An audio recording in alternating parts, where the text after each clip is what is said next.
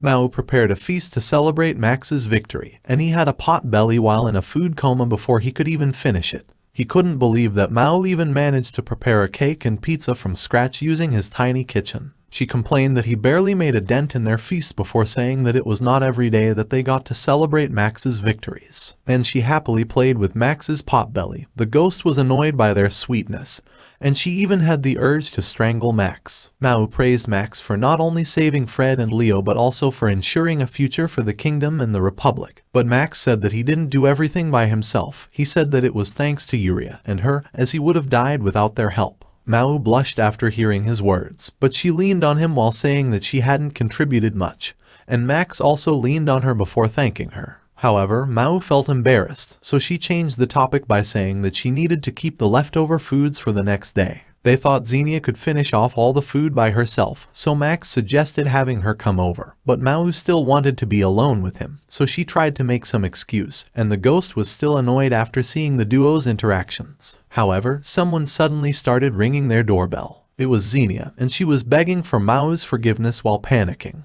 Maou couldn't understand what was going on, so Xenia explained that while she was analyzing the data she got from the Bureau of Magic, she got tricked into clicking a virus, and all the data she got was stolen. Maou wasn't upset about it, as she even forgot that they got this data from the Bureau of Magic. Xenia thanked Maou for forgiving her before she noticed all the food Maou had prepared for Max. She asked if it was Max's birthday. Maou realized that she had no idea why they were celebrating, so she immediately opened the television and showed her the news. And the video of Max's begging was shown right away. Because of Max, the kingdom had changed its stance towards the Republic. The citizens were happy that peace was made between the kingdom and the Republic.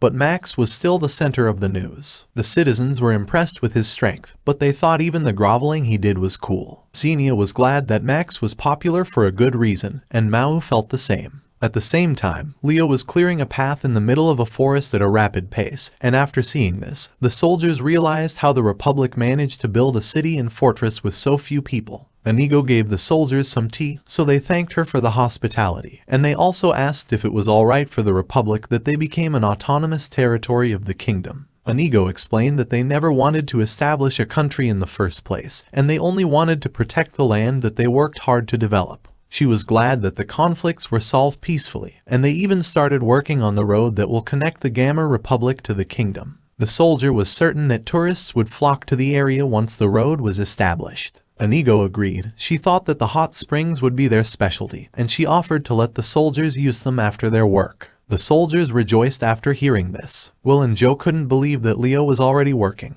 like he didn't have a gaping hole in his chest just recently. But Leo just brushed it off as a flesh wound. After seeing the battle, Will was reminded how amazing the hero's party was, but he thought that the kingdom was lucky that Max arrived.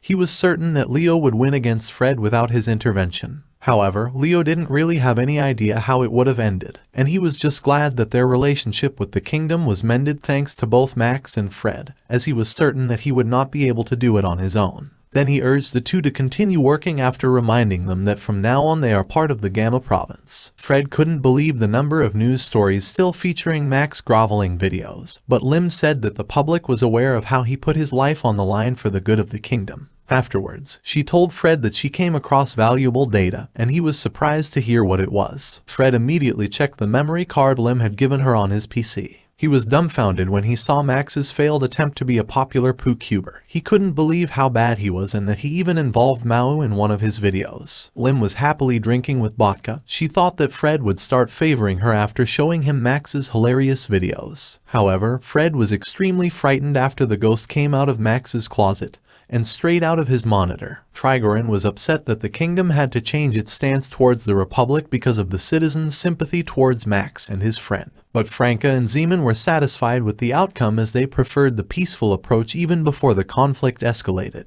Sezek agreed, but she thought they shouldn't give the Gamma province any special treatment. However, George thought that it wouldn't be a problem, as they knew Leo would return courtesy with courtesy. But Sezek reminded them that Leo would also return insolence with insolence, and that was the reason for all the mess. After calming everyone down, Grimm signaled for Fred's interrogation. Trigorin was upset that Fred let the drone cover the whole battle, while George wanted him punished for injuring his subordinate. Menihild and Franca wanted to overlook this since Fred played a huge part in resolving the conflict. However, Fred was actually willing to accept the punishment instead, so Reinhardt told him that he would have to step down as the chief secretary. But it didn't stop there, as the terrorist attack on the Bureau of Magic was blamed on Fred. Grims told the other ministers that the explosion was caused by Fred's failed experiment. Manyhild couldn't understand what was going on, but Fred knew that they were trying to use him as the scapegoat for their remaining problems. However, the officers started arresting Grims instead. He couldn't understand what was going on, so the officer explained that they found emails that included detailed financial data for the kingdom's magic bureau, and it revealed how the funds were being transferred into a dummy account before going to his account. The ministers insulted him for his greed, and Sezek didn't let the chance pass to make fun of him. Grims thought that Fred was behind this, but Fred had no idea about this matter. What he was certain of was that Grims was among the greedy scumbugs who would use even war for their own profit. Grims didn't deny it. However, he told Fred that it also applies to more than just humans. It was revealed that Grimm's arrest was planned by some of the ministers, although Fred believed that the explosion at the Bureau of Magic was Grimm's doing. Since they didn't have solid proof, Reinhardt wanted to dismiss it as an accident. Afterwards, Trigorin praised Fred for exposing Grimm's embezzling of the Bureau's funds. Fred denied knowing anything about it. However, he couldn't stop his laughter when he realized that it was thanks to Xenia's infiltration. Seeing that everything had been settled, Franka cited his request in exchange for playing along with the farce. However, Reinhardt revealed that he had the same intentions anyway, and that was to appoint Fred as minister, as not only did he save the kingdom twice,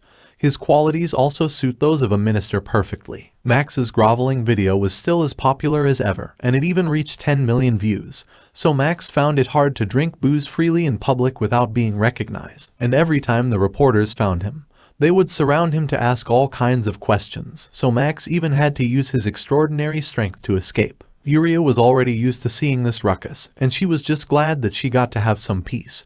While Sarah had started to idolize Max, even naming her badminton serve after Max.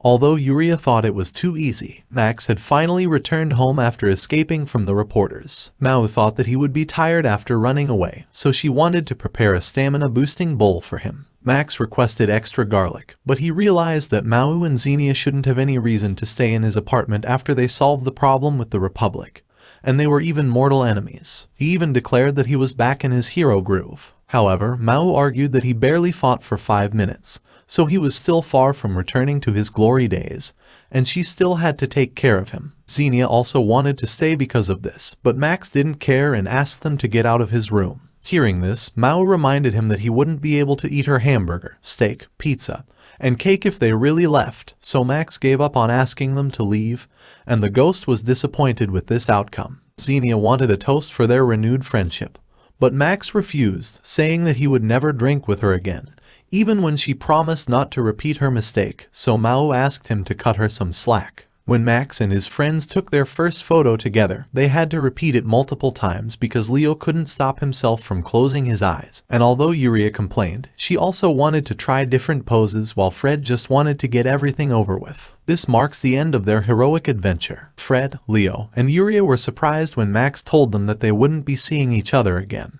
But it was because the world was finally at peace. The three happily nodded, and all of them started going their separate ways.